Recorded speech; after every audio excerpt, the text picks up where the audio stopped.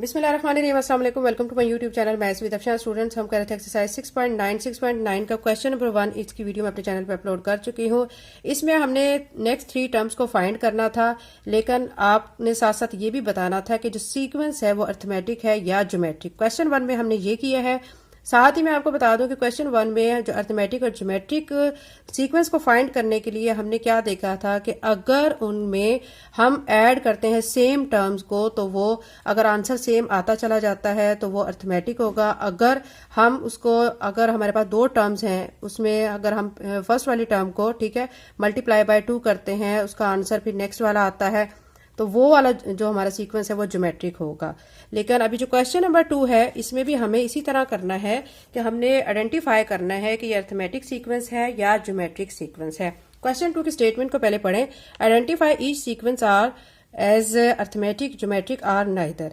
यानी इसमें आपने बताना है कि ये जो गिवन सीक्वेंस हैं या अर्थमेटिक हैं या ज्योमेट्रिक हैं या फिर इनमें से कोई भी नहीं।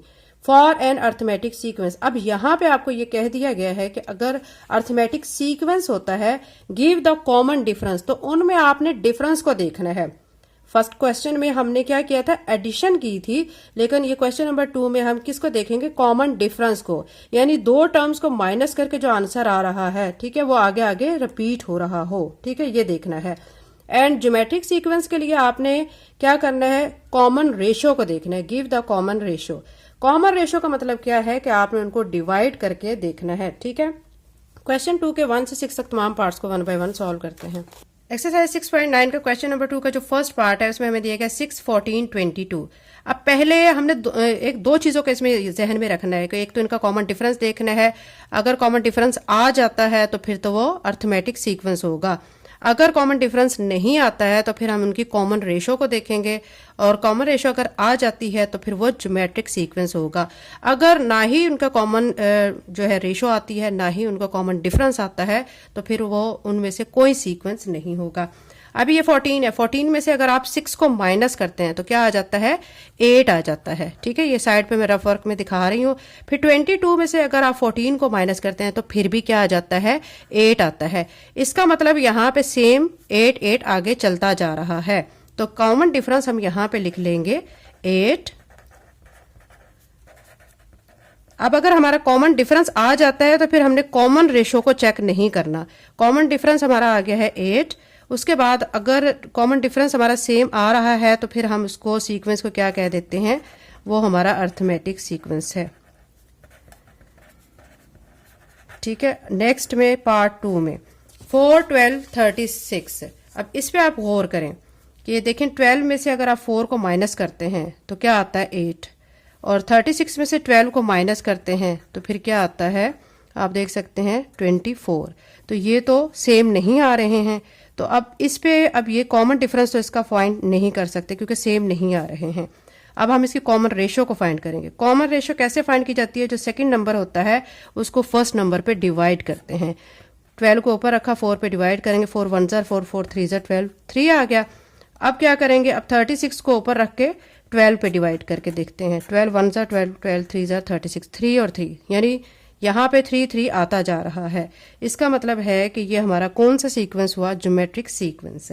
तो कॉमन जो रेशो यहाँ पे आ रही है वो आ रही है 3, और सीक्वेंस हमारा कौन सा होगा, ज्योमेट्रिक।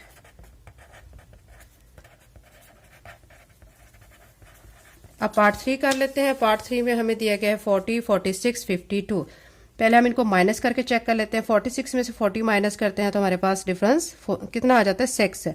फिर 52 में से अगर हम 46 को माइनस करते हैं तो भी 6 आता है। इसका मतलब ये है कि ये हमारा अर्थमेटिक सीक्वेंस है। कॉमन डिफरेंस इसमें कितने का आ रहा है, 6 का। यहाँ पे लिख लेते हैं common difference is equal to 6, और सीक्वेंस हमारा कौन सा आ रहा है, ये अर्थमेटिक।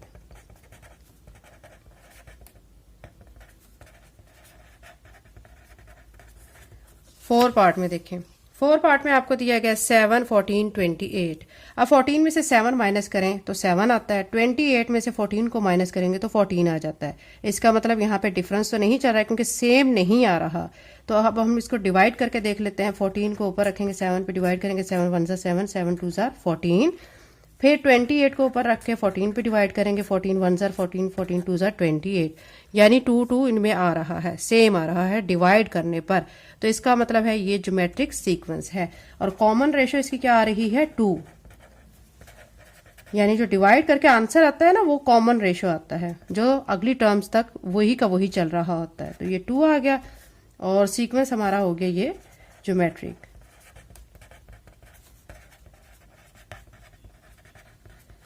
फिफ्थ पार्ट में देख लेते हैं। इसमें हमें देखिए 5 8 11। अब 8 में से 5 माइनस करें 3 आता है, 11 में से 8 माइनस करें 3 आता है। ठीक है, ये तो सिंपल सा क्वेश्चन है। इसमें कॉमन डिफरेंस क्या बन रहा है, 3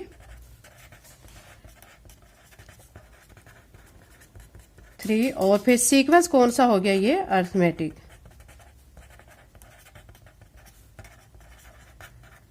अब 6 पार्ट का लेते हैं। 6 पार्ट में हमें दिया गया 4 19 9 19। अब 9 में से अगर 4 माइनस करते हैं तो 5 आता है, 19 में से 9 माइनस करते हैं तो 10 आता है। तो कॉमन डिफरेंस तो इनमें आ ही नहीं रहा। अब हम इसको डिवाइड करके चेक कर लेते हैं। 9 को ऊपर रख के 4 पे डिवाइड करेंगे तो आंसर हमारा डेसिमल में आएगा, और 19 को ऊपर रख के जब 4 पे डिवाइड करेंगे, 9 पे डिवाइड करेंगे तो आंसर और आएगा। ठीक है, यानी इसमें कॉमन रेशो भी नहीं आएगी और कॉमन डिफरेंस भी नहीं आएगा। ठीक है, इसका मतलब ये तो ना ही अर्थमेटिक सीक्वेंस है और ना ही ये ज्योमेट्रिक सीक्वेंस है। तो फिर इसमें हम लिख देंगे नाइदर। क्वेश्चन नंबर 2 कंप्लीट हो चुका है। नेक्स्ट वीडियो में इंशाल्लाह क्वेश्चन नंबर 3 करेंगे। चैनल पे नए हैं तो चैनल को सब्सक्राइब कर लें, वीडियो को लाइक करें। Thank you and Allah Hafiz.